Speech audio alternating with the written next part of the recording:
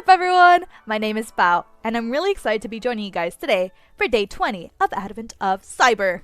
Today, we're going to be going over race conditions. So, without further ado, go ahead, buckle up your seatbelt, go ahead and start your engine, and let's get into it.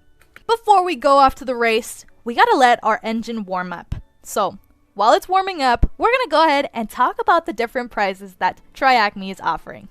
So there is over $150,000 worth of prizes. And you know what? I thought it'd be cool if we kind of took a look at it together and kind of see what there is. What's up for grabs are MacBooks, monitors, some Raspberry Pis for those of you guys that like to tinker around. There's some tickets to DEF CON. There is a 6-month subscription to Burp Suite, which is, by the way, what we're going to be using today. There's also subscriptions to TryHackMe and so much more. So make sure you guys are completing those rooms because remember, you do get tickets and you are entered to win some of these awesome items. So make sure you guys are completing those rooms and getting those tickets. Now, onto the story. The story! The Best Festival Company has launched its limited edition SleighToy with only 10 pieces available at midnight. Within seconds, thousands rushed to buy one, but something strange happened. More than 10 lucky customers received confirmation emails stating that their orders were successful. Confusion spread fast. How could everyone have bought the last toy? McSkitty was called in to investigate. She quickly noticed that multiple buyers purchased at the exact moment, slipping through the system's timing flaw. Sir Carabane's mischievous bandit bunnies had found a way to exploit this chaos, flooding the checkout with rapid clicks.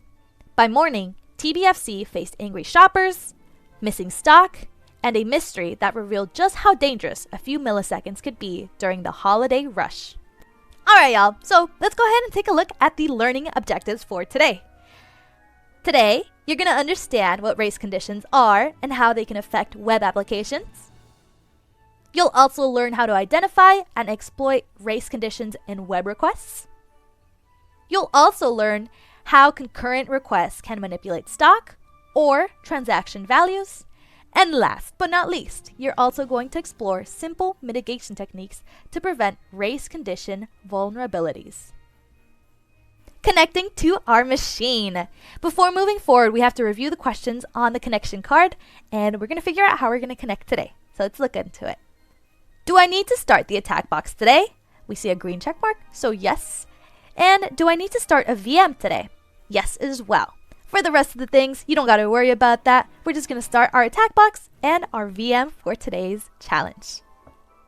Alright y'all, so how are we going to start our attack box in our virtual machine? Well, that's a very good question.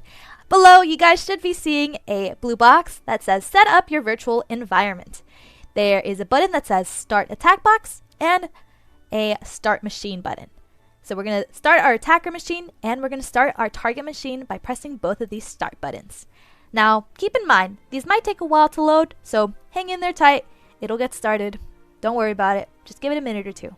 Alright, my awesome people. So after a minute or two, your screen should have the terminal up on the THM attack box.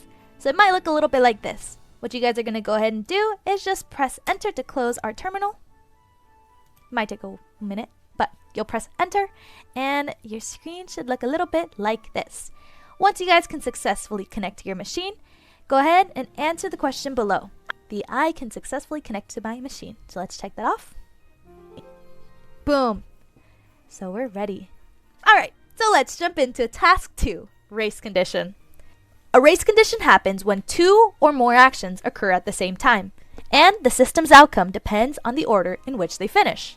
In web applications, this often happens when multiple users or automated requests simultaneously access or modify shared resources, such as inventory or account balances. If proper synchronization isn't in place, this can lead to unexpected results, such as duplicate transactions, oversold items, or unauthorized data changes. Alright y'all, so let's read about the different types of race conditions. So, generally, you can divide race condition attacks into 3 different categories: the time of check to time of use, shared resource, and atomicity violation. Time of check to time of use. A talk to race condition happens when a program checks something first and uses it later. but the data changes in between. This means what was true at the time of the check might no longer be true when the action happens. It's like checking if a toy is in stock, and by the time you click buy, someone else has already bought it. For example, two users buy the same last item at the same time because the stock was checked before it was updated. Think of it like this. There's a bunch of cookies waiting for you, and by the time that you come back, they're all gone. Someone else already ate them. We also have shared resource. This occurs when multiple users or systems try to change the same data simultaneously without proper control. Since both updates happen together, the final result depends on which one finishes last, creating confusion. Think of two cashiers updating the same inventory spreadsheet at once, and one overwrites the other's work. And lastly, atomicity violation. An atomic operation should happen all at once, either fully done or not at all. When parts of a process run separately, another request can sneak in between and cause inconsistent results.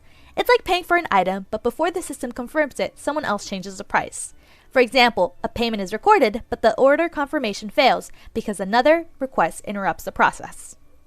Now, time for some action! Now that we understand the basic concepts, let's take the example of the TBFC shopping cart app and exploit the race condition.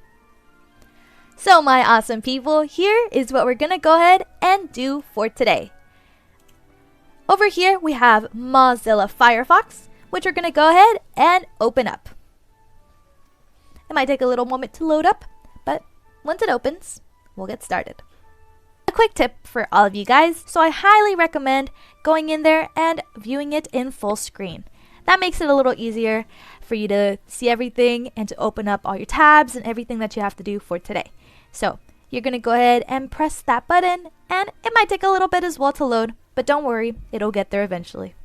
Alright my awesome people, so we are in the THM attack box. I have it in full screen to make it a little easier for you guys to see, but here is what we're going to go ahead and do. Over here, up in the top right, there is like a little fox looking icon. This is actually called Foxy Proxy, and this is what we're going to be doing. This is what we're going to be using for today. As you guys can see, currently it is disabled, but we're going to go ahead and enable burp. So below it, we're just going to go ahead and click on burp, and that should enable it. Alright, so once we have that enabled, you guys can go ahead and minimize this right here to make it a little easier for you guys to see. And then over here on the side, on the right side, there should be something called Burp Suite Community Edition. You're going to go ahead and click that open. Alright y'all, so after clicking on Burp Suite, it should open up and it should look like this, a little welcome screen. Welcome to Burp Suite Community Edition. Use the options below to create or open a project. So we're going to go ahead and everything that we have on the screen, it's all good. We're going to just go ahead and pick the defaults. So we're going to click next. And we're also going to we're going to keep it at use burp defaults. We're going to start our burp. It should say starting project, please wait. Alright, so after you open up Burp Suite, your screen, after it loads up everything, it should look something like this. For today, you guys are going to go ahead and click on proxy. And just to help us out, we're going to go ahead and turn off intercept. Intercept is off. Alright y'all, so we are turning intercept off. The reason is, if you keep it on, messages between Burp's browser and your target servers are held here. This enables you to analyze and modify these messages before you forward them. So in this case, we don't want that. We want them all forwarded here so we can take a look at them without having to press the forward all button that's up here. Alright y'all, so I minimized Burp Suite and we are back on Mozilla Firefox. You guys can see here that Burp is enabled on our browser, so we're all good to go there. What we're going to go ahead and do is open up a new tab, and we're going to go ahead and submit this IP address, this URL, into our browser. Alright y'all, and also make sure that it's on the browser on your attack box machine, okay? Not your own personal browser. So we'll go ahead and copy it, and we will paste it in there, and enter. It should take you to something that looks like TBFC Shop Login. Here, there's a place for a username and for a password. What we're going to go ahead and do now is we're going to use the credentials that are provided for us in the text. The credentials here are attacker for username and attacker at 123 for the password. So I'm going to go ahead and copy this right here. Pretty easy to type in, but I'm going to paste it. And then our password is going to be attacker at 123. We're going to copy that as well into here. And then we're going to press login. Not now. All right. So after we've logged in, this is what the TBFC shop looks like. You guys are all in. We're ready to make our purchases. For today, what we want to do is we want to get one of the limited edition SleighToys. So we're going to add one into our cart. Boom. It's in our cart. It's all ready. We are one of the lucky 10 that's going to get our SleighToys. At least that's what we think. Let's go ahead and go into checkout. Checkout, it'll show you the items that you're purchasing, the payment method, and the shipping and billing address. Everything's all good, so let's go ahead and hit confirm and pay. Thank you for the purchase. You will soon receive an email with all the details. Then we're going to go ahead and click here on view orders. And we can see here that we have an order for our SleighToy. Alright, so here is where Burp is going to come in to play. We're going to go ahead and minimize this Mozilla window, and we're going to go into Burp Suite. In Burp Suite, we're going to go ahead and click here where it says HTTP history. In HTTP history, we're going to scroll down all the way to where we see process checkout. This process checkout, we're going to go ahead and do a quick right click, and we're going to send it to the repeater. As you guys can see here, the repeater button turns orange. That's where we're going to go. So we're going to click on repeater. We can see all this information, including some post, host, user agent, the language, the encoding, the content, all this awesome stuff. Content link, origin, connection, etc. In this case, what we're going to go ahead and do is we're going to right click this and we're going to add it to a group. This group, we're just going to call it cart because it's where it was in our cart. So let's go ahead and click create. You guys can see here, it's officially labeled as our cart. Okay, so, to exploit this, let's say I want 15 other SleighToys. What we can do is we're going to go ahead and duplicate this tab, and let's say we want those 15, not 16, but we want those 15 SleighToys. Okay, we know that there's no 15 SleighToys, but what we're going to go ahead and do is put that 15 there and duplicate it. This is going to send 15 requests for those SleighToys. Okay, so that's 15 on top of the one SleighToy that we already asked for. So it should be 16 total requests. All right, so what we're going to go ahead and do is we have all those requests locked, loaded, they're ready. But don't click on send yet. Click on the little drop down that's there. And we're going to send it in group, send group in parallel. So they're all going to be sent at the same exact time. Boom. And then we're going to click send group parallel. After that, you should have sent all your requests. So let's minimize this real quick and let's take a look at the Mozilla Firefox. Let's go back to the shop and let's take a look. SleighToy limited edition oversold -7. So we sold all 10 of them, but we also sold 7 additional ones. So remember, we put in those 16 requests and we already got one ourselves. So in total, that brings us down to -7 toys. After that, you should see that we have our flag right here. THM, winner of race 007. So we can go ahead and copy this and submit this as our first flag right here. Nice. Good job. Whoa! I won a streak freeze. Alright, y'all. So, for our second flag, what we have to do is we have to do the same thing, but for the blue bunny plush. So, let's take a look. Right now, in stock, there are 5 bunny plushes. Okay, so that's how many there are available. But let's say we want to do the same thing. We want to oversell it. We want that to be a negative number. So we'll do the same thing. We'll add a bunny plush into our cart. It's officially in our cart now. And we're going to click on checkout. Same thing. Payment method, everything's good. Shipping address, everything's good. We're going to go ahead and confirm and pay.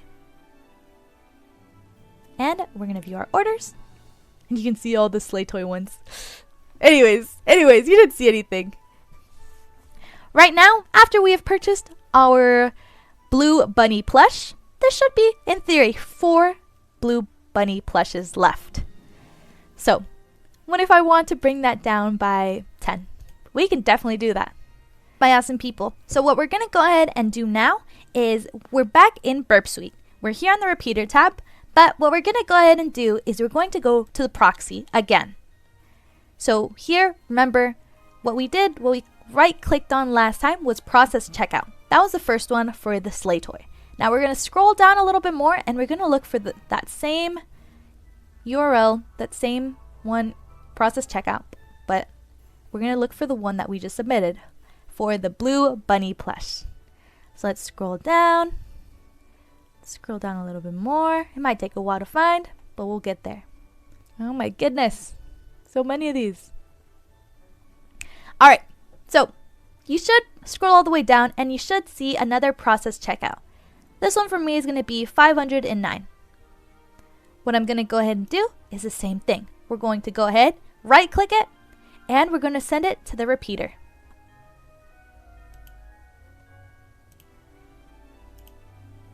So now, as you guys can see here, I still have all of my requests here, but what we can go ahead and do is we can right click and just press close tabs to the left.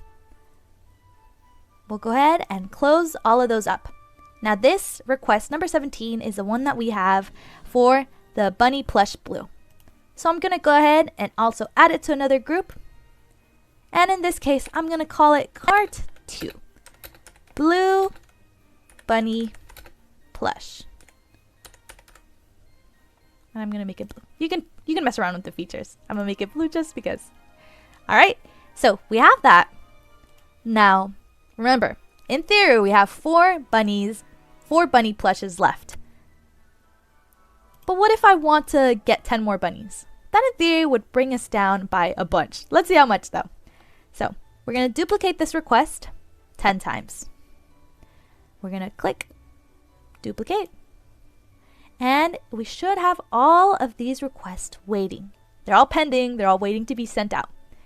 So don't click on send just yet. You're going to click on the drop down and send group in parallel.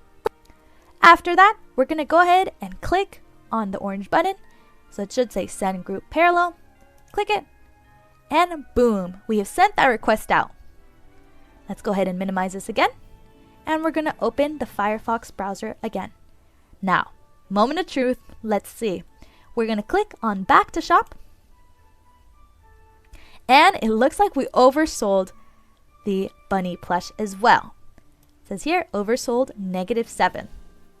And afterwards, you should see a flag up here. THM, winner of bunny race. We can copy this and go back to TryHackMe and let's check it. Boomshakalaka. We are all done. Alright y'all, before wrapping it up, let's learn a little bit more about mitigation. The attacker logged in and made a normal purchase of the limited SleighToy. Using Burp Suite, he captured the checkout request and sent it multiple times in parallel. Because the app didn't handle simultaneous checkouts correctly, each request succeeded before the stock could be updated. This allowed the attacker to buy more toys than available, resulting in a race condition and pushing the stock into negative values. Here are a few mitigation measures to avoid the vulnerability. We can use atomic database transactions, perform final stock validation, implementing item potency keys, and applying rate limiting as well. Alright y'all, so after we have submitted both those flags, there is one more thing that we can check off. It says here, feel free to check out the race conditions room if you enjoyed this task. So if you guys hover over it and click on it, it should take you to the race conditions room where you can explore and learn more about race conditions. But after that, feel free to check this box off. And boom, we are done.